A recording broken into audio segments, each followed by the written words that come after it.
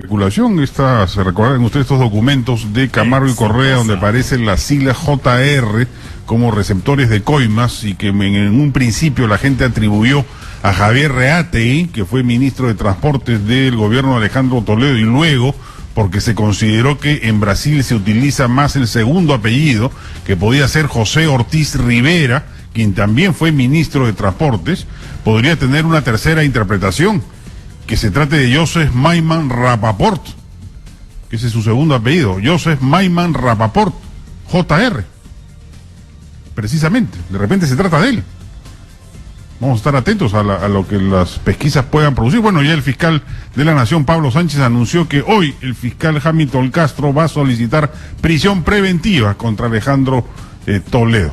Alejandro Toledo se va a amparar en lo que ha venido diciendo hasta ahora, que esa plata no es suya, que es de Maiman y que él nunca la tocó, que en ninguna operación aparece. ¿Y dónde está el documento que lo prueba? Yo creo que su estrategia legal va a apuntar a ello. Cuando la gente duda que vaya a irse a Stanford, probablemente más bien lo haga. Va a estar más protegido en Estados Unidos. Cuando llegue el cuadernillo de extradición, esto va a la Corte Suprema norteamericana. No lo decide la policía norteamericana, lo decide los jueces norteamericanos, que prácticamente hacen un nuevo juicio respecto del expediente de extradición. Y van a evaluar si existe la prueba que confirma que los dineros recibidos o eventualmente recibidos por Joseph Maiman de parte de Odebrecht recalaron en manos de Toledo. Si esa prueba no existe, el expediente se debilita. Ojo. De repente no es tan necesario que se vaya a Israel para tener protección por la nacionalidad israelí. 9:10 a.m. Nos acompaña la congresista Rosa María Bartra, de Fuerza Popular, y Gloria Montenegro, de Alianza para el Progreso. ¿Cómo evitar que este aluvión de Odebrecht y de la corrupción brasileña se lleve de encuentro a toda la clase política? La clase política ya viene siendo afectada durante muchísimos años por los diferentes gobiernos. No podemos ser ciegos a esa realidad. Sin embargo, yo preguntaría, ¿qué haría una nueva clase política para que lo que vive el país nunca más vuelva a vivirlo? En primer lugar. En segundo lugar, que ninguno de estos actos quede impune. El no a la impunidad es vital. El tema de la corrupción lo hemos visto, lo hemos vivido. Hay mucha gente muy corrupta que está libre y sigue de cuello y corbata y mirándonos por encima del hombro. Eso tiene que terminar. Sin embargo, y lo he dicho desde varias participaciones en el Pleno, es tiempo de cambiar procesos, procedimientos, y que las instituciones con tecnología, con especialistas, se abran al público, y que el público deje la desidia de sus hogares, de sus oficinas, y comience a participar. El control ciudadano es vital, y la protección del ciudadano que sabe denunciar, del funcionario correcto que sabe denunciar, es deber de nosotros en el Congreso saber protegerlo. ¿Pero ustedes en general sienten que el gobierno se está tomando bajo su mando la lucha anticorrupción? Creo que ha habido mucha dejadez o mucha paciencia, cuando en estos momentos debe haber audacia, debe haber agilidad, debe haber rapidez y sobre todo mucha comunicación con el pueblo para que se sienta la diferencia. Los fujimoristas celebran la caída de Toledo, ¿es verdad, congresista Bartra? No, yo creo que quien hace política en serio en este país, y somos una nueva generación de políticos en esta oportunidad, de políticos fujimoristas, también que de ninguna manera podríamos alegrarnos de asistir a espectáculos tan tristes como el que estamos asistiendo en este momento. A la primera pregunta de si estamos preparados para esto, yo creo que sí.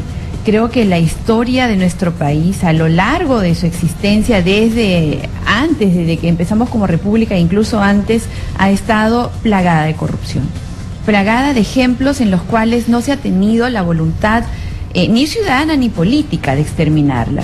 Y por el contrario, esta se ha ido perfeccionando y extendiéndose, de tal manera que en este momento encontramos corrupción en casi todos los niveles de gobierno, y tanto así que se ha normalizado y ya no nos indigna como debería indignarnos.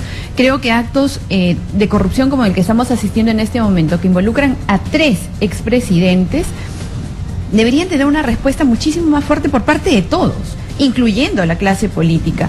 Pero creo que esa respuesta, y ahí va el tema de si nosotros celebramos, tiene que estar a la altura de las circunstancias. En nuestro país la pobreza... Yo he leído varias cuentas de pobreza, usuarios fujimoristas en las redes que señalan que aquel que los persiguió con tanto ahínco hoy cae preso por lo que denunciaba, por corrupción.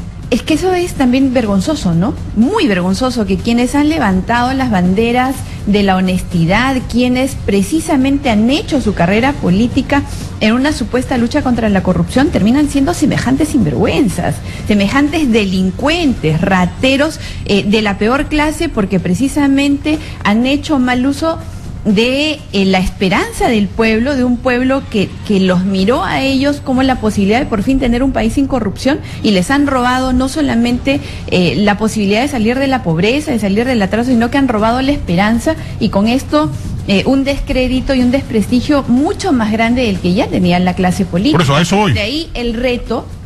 ¿Cómo hacemos para reconstruir la vinculación de la clase política con la ciudadanía? Primero, hay que ser absolutamente intolerantes con cualquier acto que linde con la corrupción. De aquí nosotros pues la llamada de atención por el tema de Chinchero, en el cual inauguramos obras emblemáticas de este gobierno con una adenda. Estas adendas que han sido precisamente el símbolo de cómo es que se ha pervertido. ¿Ustedes avalaron la adenda al final? No sé a quién se refiere con ustedes, pero nosotros... El vicepresidente Martín Vizcarra ha declarado ayer o anteayer en una entrevista amplia en el Diario de la República que el gobierno toma la decisión de salir adelante porque vio a los congresistas fujimoristas en el Cusco exigiendo que el aeropuerto de Chinchero vaya. ¿Qué cosa? ¿Eso ha declarado? ¿Qué cosa? O sea, el presidente un día retrocede porque le mandan un oficio de los cientos... Les tiene miedo pues a los fujimoristas. De los cientos de oficios que manda el... Manda una carta, el fujimorismo retrocede. Retrocede. Los fujimoristas aplauden. No pues, o sea, el presidente gobierne. No, está bien, estoy de acuerdo en que le falta resiedumbre para gobernar. Señor Vizcarra, pero lo cierto es que los fujimoristas avalaron la adenda. De ninguna manera. Lo que nosotros hemos dicho es que el aeropuerto, que es parte del plan de gobierno de Fuerza Popular, tiene que ser realidad. Pero de ninguna manera en condiciones de desventaja para el país, de ninguna manera con visos de corrupción, de ninguna manera con adendas que han sido, repito, el símbolo de lo que ha significado la perversión de las asociaciones público-privadas. ¿A ustedes en general les parece que la Procuraduría, el Ministerio Público, el Poder Judicial y el Gobierno están actuando correctamente frente al escándalo de corrupción? Creo que la percepción del público es de lentitud. Sin embargo, las explicaciones que han hecho especialistas, ayer estuvo Guillén en un programa televisivo y explicó que existe una buena estrategia para tal fin. Sin embargo, ojalá, yo tengo mis dudas. Nosotros no podemos estar hablando de cómo actúa el Poder Judicial, que va a depender de la Fiscalía, porque ambos necesariamente se retroalimentan. Pero acá hay un problema que va más allá. ¿Quién nombra jueces y fiscales en nuestro país? Es el Consejo Nacional de la Magistratura. ¿Y cómo está esta organización? Pregunta clave. ¿Cómo se tiene que reformular? Pregunta clave. Y no nos olvidemos que el tejido de la corrupción desde jueces y fiscales está en el ámbito nacional. Y otro tema fundamental, acá no hay 3 presidentes, acá hay 4 presidentes. Solamente en la región La Libertad, en la época de Fujimori se han hecho 12 obras, más de la mitad ya no existen. Entonces, esas cosas... ¿De Odebrecht? Claro. En la época de Fujimori tenemos más obras hechas que con cualquier otro gobierno. Y eso también hay que investigar. Y yo creo que la bancada de Fuerza Popular tiene que apoyar la investigación de manera integral, completa. Porque si queremos fijar una línea de base para comenzar un trabajo diferente, que de verdad, porque todos los partidos políticos en sus planes de gobierno hablan de lucha frontal contra la corrupción. Este es el momento de demostrarlo. Bueno, esa es algo que se ha repetido en los últimos días, en las últimas semanas, con respecto a que todos los gobiernos deben ser investigados. Correcto, es verdad, pero hay que primero investigar pues a todos aquellos que en este momento tienen evidencia y delación por actos de corrupción. Me parece que no hay que distraer la atención. Y una cosa, yo respeto lo que dice mi colega, a quien además le tengo un profundo cariño y respeto, venimos de la misma región, pero no hay que confundir las cifras. Es cierto, si nosotros hablamos de número de obras, probablemente vayamos a levantar noticia.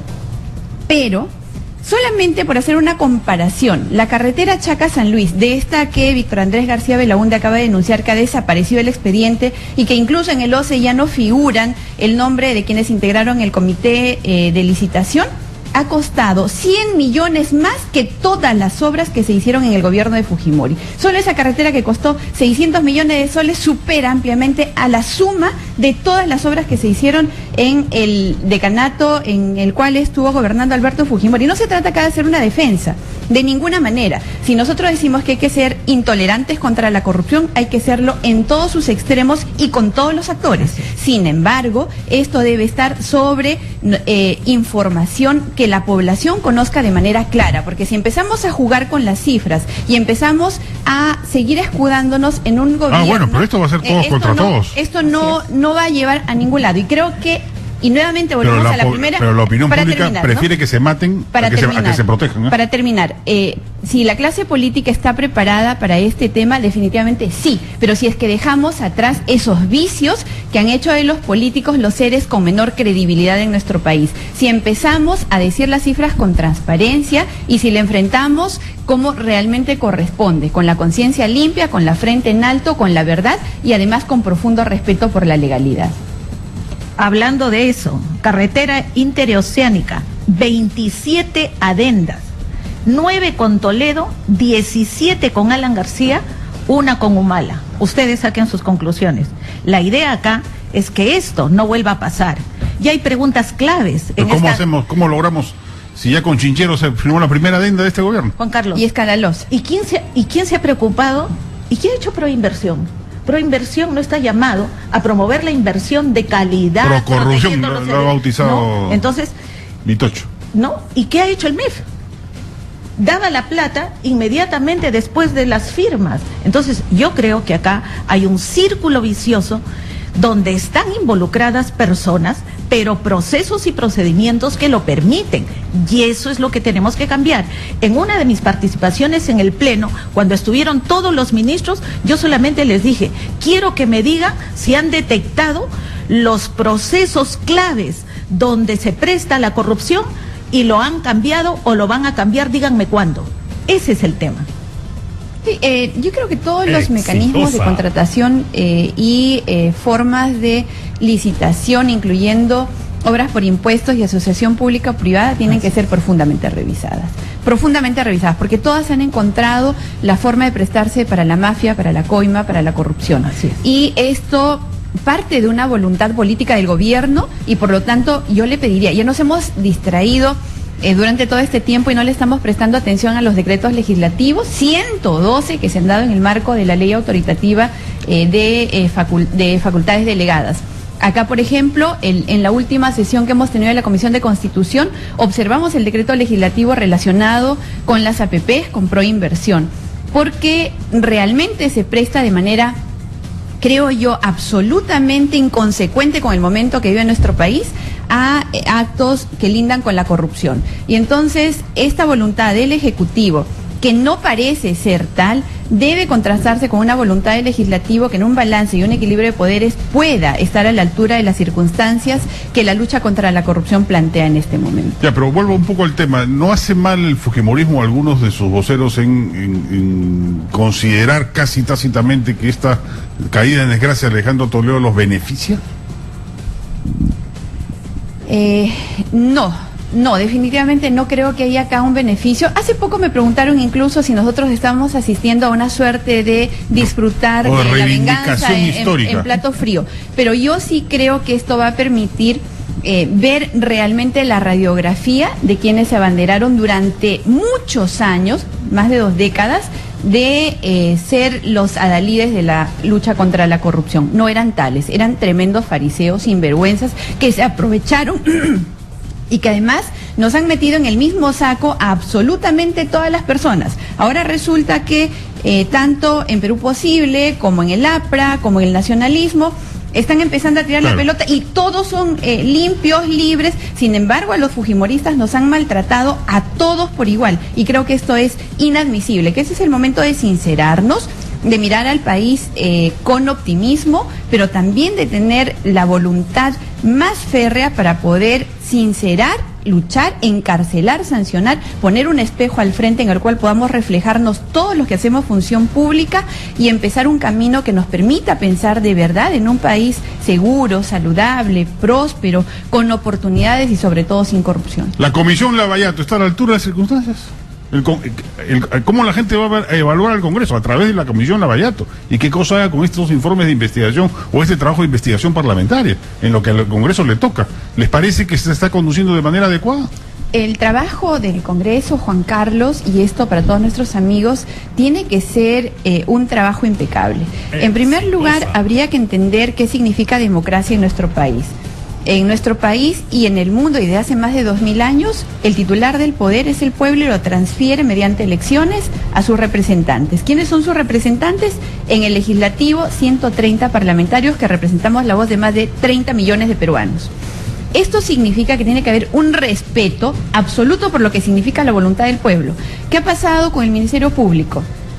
Se está negando a ir a participar de las sesiones de la Comisión Investigadora en Lavallato.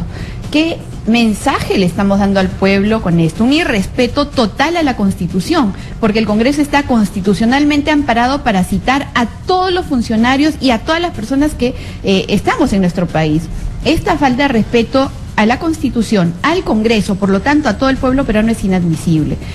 Pueden darse las explicaciones que quieran con respecto a reserva, con respecto a los argumentos que hemos escuchado hoy día. Pero que a todo el que va lo maltratan, pues también, le hacen bullying ahí en la Comisión Lavallato.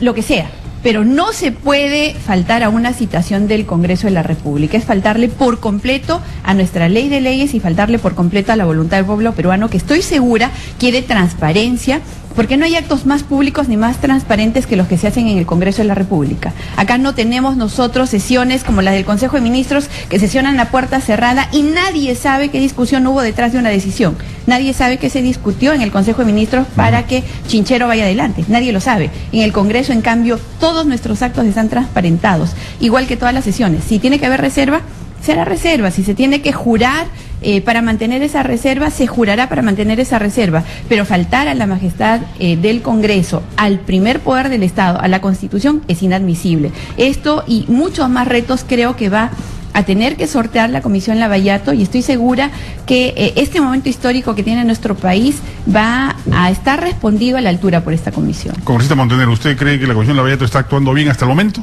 Sin embargo, yo creo, sumando a lo que ha dicho Rosa María, considero que el citar a un personaje, cualquiera que fuera, jueces, fiscales, cualquier actor involucrado, no solamente es escuchar la información que ellos van a darnos o la que pudieran dar. Yo creo que la comisión tiene una responsabilidad mucho mayor.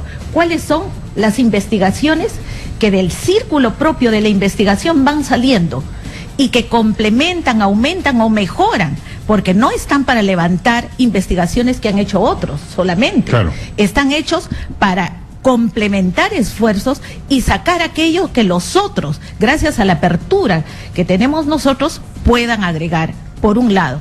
Por otro lado, sí he dicho y sí he visto en muchas comisiones el maltrato a los invitados. Y ahí nosotros tenemos que poner un basta. Toda persona hay que respetarla, hay que saber preguntar, hay que saber sistematizar y sobre todo, con altura, ese debate nos llevará a mejores conclusiones. Vi cómo maltrataron al ministro de Educación, ahora la están maltratando a la ministra, están queriendo sacar a la ministra de la Mujer, y eso me parece inaudito. Yo creo que el primer artículo de la Constitución, respeto a la dignidad de las personas, respeto sea cual fuere, más nosotros que como Congreso debemos dar el ejemplo en trato, en comportamiento y sobre todo en resultados. Entonces yo espero que la Comisión Lavallato multipartidaria vaya más allá de las citaciones, de sistematizar lo que le dicen y no correr riesgos, porque no nos olvidemos que hay alguien del partido aprista que exige y que pidió inclusive la vacancia del fiscal de la Nación, porque simple y sencillamente, ¿para qué quiere más información? ¿Para darle a su jefe? Eso no lo podemos permitir. Entonces, yo creo que acá hay que manejarnos con mucha objetividad, con mucha cordura, pero dar resultados. Y yo creo que ahí hay capacidad suficiente en esa comisión para hacer más allá de aquello que hasta la fecha estamos viendo. Muchas gracias a Rosa María Bartra, congresista de Fuerza Popular, y Gloria Montenegro de Alianza para el Progreso. Nos han acompañado en este bloque de Radio Exitosa. Nos vamos a la pausa, 9 de la mañana con 29 minutos.